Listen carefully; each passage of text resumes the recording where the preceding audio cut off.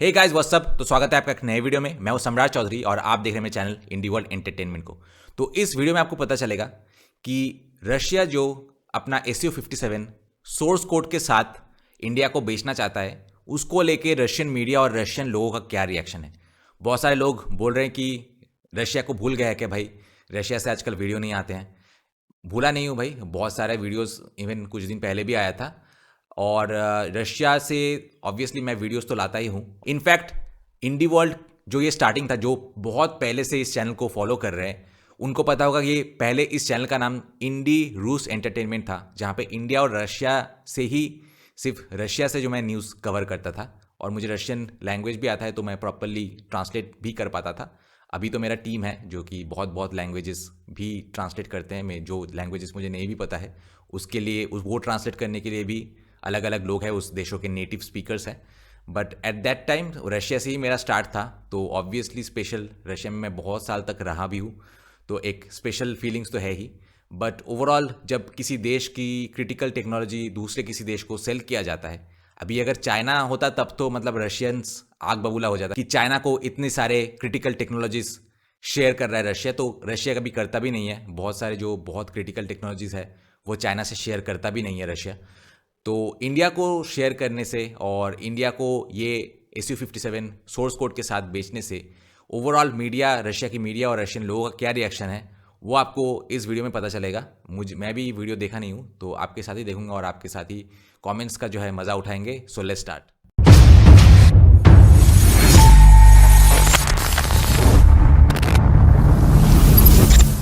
दोस्तों, मैंने बहुत सारे बिजनेस पार्टनर्स को, खास करके जो NRIs है, उनके लिए चैनल बना के उनको इंडिया में एक stable source of income generate करके दिया है। अगर आप भी मेरे साथ पार्टनरशिप में चैनल स्टार्ट करना चाहते हैं जहां चैनल के ओनर आप होंगे लेकिन कंटेंट मैं बना के दूंगा, तो मुझे कांटेक्ट कीजिए इस नंबर पे।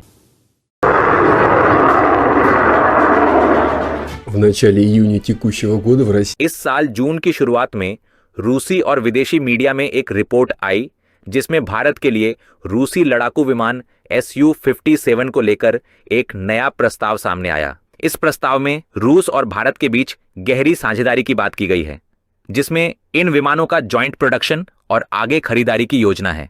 खास बात यह है कि रूस इस विमान का सोर्स कोड यानी वह सॉफ्टवेयर और तकनीकी जानकारी भी भारत को देने को तैयार है, जो इसके मेन कंट्रोल सिस्टम को चलाती है। इसके उलट फ्रांस के राफेल लड़ाकू विमान बनाने वालों ने, जिन्हें भारत अब तक खरीद रहा था, ऐसी कोई जानकारी देने से साफ इनकार कर दिया है। अमेरिका और उनका F-35 विमान भी ऐसा कोई प्रस्ताव देने को तैयार नहीं है। तो फिर ऐसा क्या था या है जो दिल्ली को कोई फैसला लेने से रोक रहा है? भारत रूस का सबसे बड़ा हथियार खरीदार है। दोनों देशों की साझेदारी की कहानी हाफ सेंचुरी से ज्यादा पुरानी है और भारत को SU-57 के एक्सपोर्ट वर्जन का पहला विदेशी खरीदार बनना था। लेकिन हालात कुछ ऐसे बने कि भारत ने फ्रांस से राफेल लड़ाकू विमान खरीदना शुरू कर दिया और SU-57 की पहली सेल अल्जीरिया को हुई, जो हथियारों के क्षेत्र में रूस का ट्रेडिशनल पार्टनर भी है। द मिलिट्री बैलेंस के अनुसार 2025 में भारतीय वायुसेना के पास 260 SU-30 MKI विमान थे। यहाँ आई का मतलब है कि यह वर्जन खास तौर पर भारत के लिए बनाया गया था। इसके अलावा भारत के पास करीब 60 MiG-29 और केवल लगभग 70 फ्रेंच फाइटर जेट हैं, जिनमें 28 राफेल और 44 मिराज 2000 शामिल हैं। पुरानी साझेदारियों के अलावा ये आंकड़े कुछ समस्याओं को भी दिखाते हैं, खासकर अपने देश में प्रोडक्शन को लेकर डिफिकल्टीज को।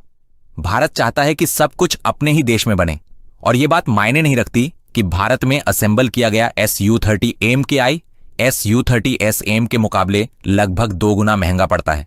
$70 मिलियन से ज्यादा की कीमत $40 मिलियन से काफी अलग है। это далеко не 40 миллионов. Важнее, что на французских «Рафале» индийцы не могут использовать свои разработки вооружения. सबसे अहम बात यह है कि भारत फ्रेंच राफेल विमानों में अपने खुद के हथियार जैसे कि Astra air to air missile, software, domestic radar और अदर इक्विपमेंट्स का इस्तेमाल नहीं कर सकता। मतलब यह है कि भारतीय सिस्टम को फ्रेंच एक्सपोर्ट वर्जन वाले विमानों में जोड़ने की प्रक्रिया कई सालों से अटकी हुई है। पाकिस्तान के साथ हाल की झड़पों के नतीजों ने इन डाउट्स को और बढ़ा दिया। भारतीय पायलटों ने राफेल की तुलना में SU-30 MKI के बारे में बेहतर प्रतिक्रिया दी।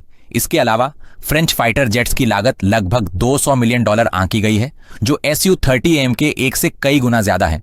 चीन की इन्फोब्रिक्स की रिपोर्ट के अनुसार भारत ने राफेल में अपने हथियारों के इंटीग्रेशन के लिए फ्रांस से उसका सोर्स कोड मांगा था, लेकिन फ्रांसीसियों ने देने से इनकार कर दिया। अमेरिका भले ही भारत को अपने हथियार जैसे F-35 बेचने की कोशिश कर रहा है, लेकिन वह भी किसी तरह के प्रोडक्शन लोकलाइजेशन के लिए तैयार नहीं है। Истребитель пятого поколения Су-57 производит объединенная авиастроительная корпорация. 5वीं पीढ़ी का multirole fighter jet Su-57 United aircraft corporation द्वारा रूस के कोमसोमोल्स्क ऑन एन अमूर स्थित गगारिन नामक एविएशन प्लांट में तैयार किया जाता है। इसका मेन इंजन A.4.1F1 एक टर्बोफैन इंजन है, जिसमें आफ्टर बर्नर और कंट्रोल की जा सकने वाली थ्रस्ट वेक्टर की सुविधा है। यह इंजन बिना आफ्टर बर्नर के भी सुपरसोनिक स्पीड हासिल करने में सक्षम है।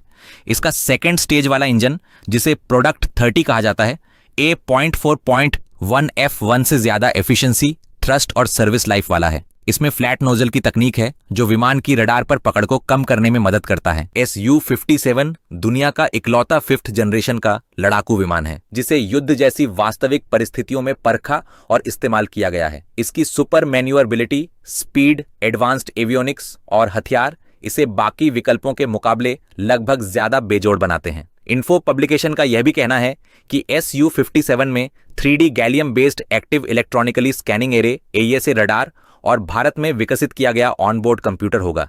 यह न केवल Su-57 प्रोग्राम को लागू करने में मदद करेगा, बल्कि भारत के मौजूदा Su-30M के आई फ्लीट के मॉडर्नाइजेशन में भी सहायक होगा। आगे चलकर यह भारत के ambitious multi role 5th generation fighter project को भी तेजी से आगे बढ़ा सकता है।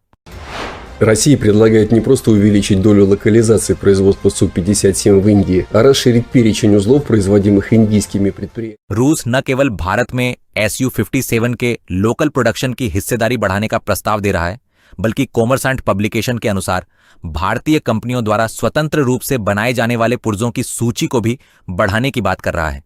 इसका मकसद भारत की अपनी तकनीकों को बेहतर तरीके से विमान में इंटीग्रेट करना है। इसमें पहले से ही AESA medium range air to air missile, Gaurav air guided bomb और LSR-DRM मिसाइल जैसे हथियार शामिल हो सकते हैं। हालांकि इन टेक्नोलॉजीज का ट्रांसफर एक फुल फ्लेज्ड कॉन्ट्रैक्ट के बाद ही संभव होगा। नाटो की क्लासिफिकेशन में Su-57 को फेलन यानी अपराधी कहा गया है। यह तो स्पष्ट है कि किसी पोटेंशियल एनिमी के विमान को अच्छा नाम तो दिया नहीं जाएगा, खासकर जब वे खुद सुपरसोनिक थ्रेशोल्ड तक नहीं पहुंच सके हैं। अब मैश न्यूज देश और दुनिया में इंडस्ट्रियल टेक्नोलॉजीज के विकास पर नजर रखना जारी रखेगा और ताजा खबरों से जुड़े रहने के लिए हमारे चैनल को सब्सक्राइब करें। Канал.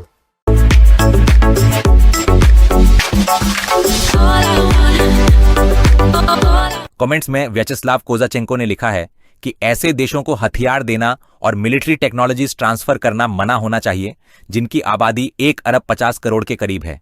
इससे यह खतरा बन सकता है कि आने वाले 30 से 50 सालों में यही देश रूस से वॉर करने की स्थिति में आ जाएं। जिसके जवाब में LLEM 346 ने लिखा है, अरे भाई जरा सोचो, और भी देश हैं जो ज्यादा करीब हैं, और 1 अरब से कम आबादी होना ना पहले किसी के आड़े आया था ना आगे आड़े आएगा। भारत के पास अगर कहीं जाना भी हो तो चीन और पाकिस्तान जैसे देश नजदीक हैं और वहां का मौसम भी बेहतर है। अगर बात रिसोर्सेज के लिए जाने की हो तो सऊदी और कतर भी पास ही हैं। वहां तो पहले से ही माइग्रेंट वर्कर्स ने जगह बना ली है, बस अब एडमिनिस्ट्रेशन बदलना बाकी है। मैंने इसे ये लिखा है कि कोई भी देश यूं ही किसी दूसरे देश को हथियार नहीं थमा देता। जो देश हथियार बेचते हैं वो भी उन्हीं देशों को बेचते हैं जो उनके साथ फ्रेंडली होते हैं या फिर पुराने ग्राहक रह चुके होते हैं। और फिर हथियारों की डील में बहुत कुछ कॉन्ट्रैक्ट में लिखा होता है। डील तभी फाइनल होती है। तो मिलिट्री टेक्नोलॉजी के ट्रांसफर वो कोई फ्री में नहीं देता, हर चीज की कीमत चुकानी पड़ती है। और जहां तक बात है कि 30 से 50 साल बाद रूस से जंग करने की, हमला तो हम अभी भी कर सकते हैं, लेकिन उसका कोई फायदा नहीं है। पहले जाओ जियोपॉलिटिक्स अच्छे से पढ़ो और समझो कि असली दोस्त कौन है और दुश्मन कौन। उसके बाद ग्लिम्पसेस मैडनेस ने लिखा है कि दुनिया अब तेजी से 2 हिस्सों में बंट रही है।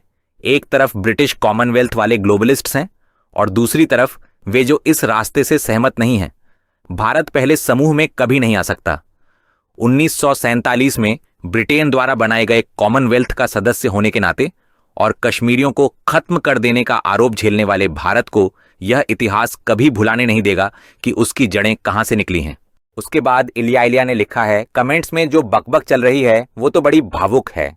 इंडियन आर्म्स मार्केट इस वक्त दुनिया में नंबर 1 है, कम से कम उन बाजारों में जो खुले हुए हैं। चीन तो अपने खुद के हथियार बनाता है, भारत को हथियार बेचना बहुत ही ज्यादा फायदेमंद सौदा है। और फिर सोफे पर बैठकर उन लोगों को ज्ञान बांटना जो असल में ज्यादा जानकार, प्रभावशाली और अक्सर ज्यादा समझदार होते हैं। ये तो एक तमाशा ही है। उसके बाद बिग एटम 37 ने लिखा है, जो भी लोग भारत को टेक्नोलॉजी ट्रांसफर करने के खिलाफ हैं, उन्हें समझना चाहिए कि इस वक्त जापान, साउथ कोरिया, तुर्की जैसे कई देश 5वीं पीढ़ी के फाइटर जेट बना रहे हैं। अगले 5 से 10 सालों में बाजार में इनकी भरमार हो जाएगी और कोई ना कोई देश तो पूरी तकनीक ट्रांसफर करने को तैयार होगा, बस इस उम्मीद में कि उसे कॉन्ट्रैक्ट मिल जाए।